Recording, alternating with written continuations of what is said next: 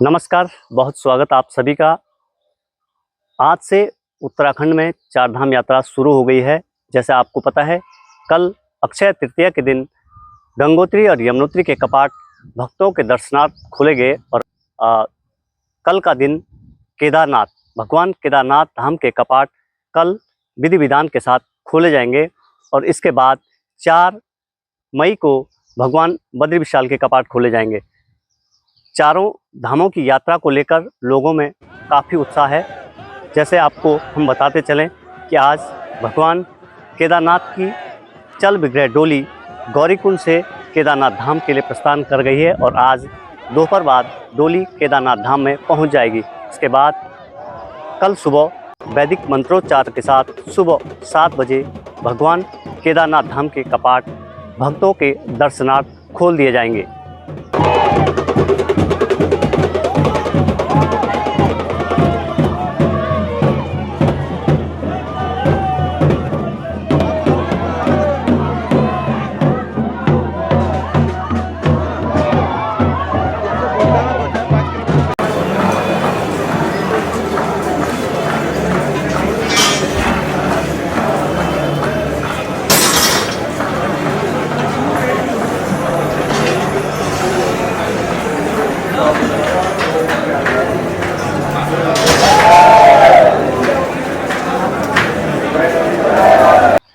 उत्तराखंड में चारधाम यात्रा का विशेष महत्व रहा है।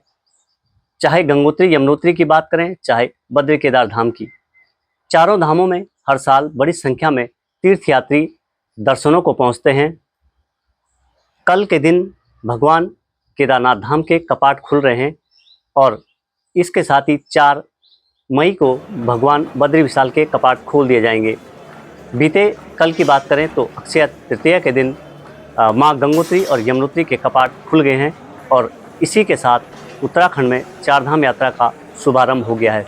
अतिथि देवो भव की परंपरा को निभाते उत्तराखंड के लोग तीर्थयात्रियों के स्वागत और सम्मान के लिए बेसब्री से इंतजार कर रहे हैं। तमाम जगहों पर लोगों ने अपने होटल्स, कारोबार, जो यात्रा से जुड़े कारोबार हैं, उसकी तैयारियां कर दी हैं। होटल अच्छी तरह सज गए हैं। यात्रा मार्ग पर तमाम जगहों पर चाहे होटल कारोबारी की बात करें, घोड़ा खच्चर, डंडी कंडी, तमाम जो सुविधाओं के लिए लोग सेवा दे रहे हैं वो लगातार तैयारियों में लगे हैं।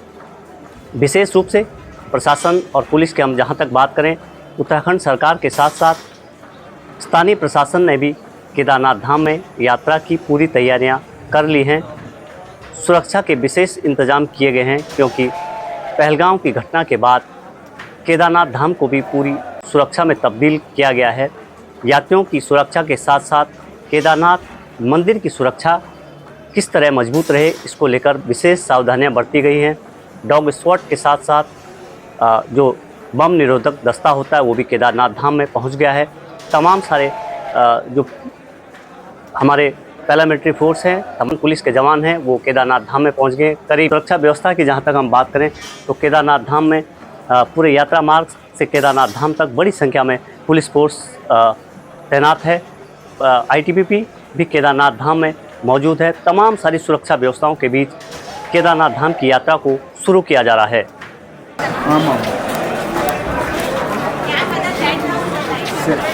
चपाती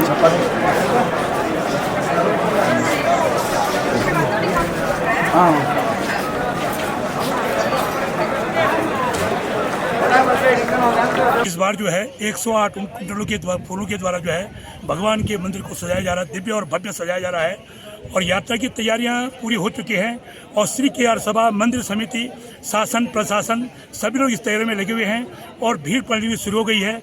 और हम सभी देशवासियों को यही अनुरोध करते हैं कि आप केदारनाथ की यात्रा है, भगवान के दर्शन करें।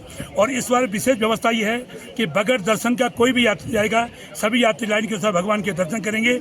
इसके लिए विशेष व्यवस्था श्री केदार सभा, मंदिर समिति, शासन, प्रशासन के द्वारा कर दी गई है।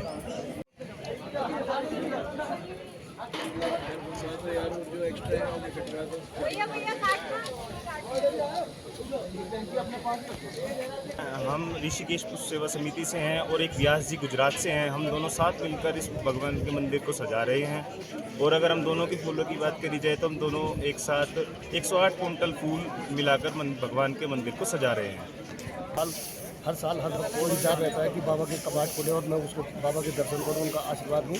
और इस बार मैंने देखा है कि इस बार काफ़ी फूल आ रखे हैं। मेरे ख्याल से 108 क्विंटल फूल बता रहे हैं और अच्छा सजा रखा है मंदिर को, बहुत बढ़िया सजा रखा है। मतलब हर साल की भांति कुछ नया ही हो रहा है जो मंदिर में।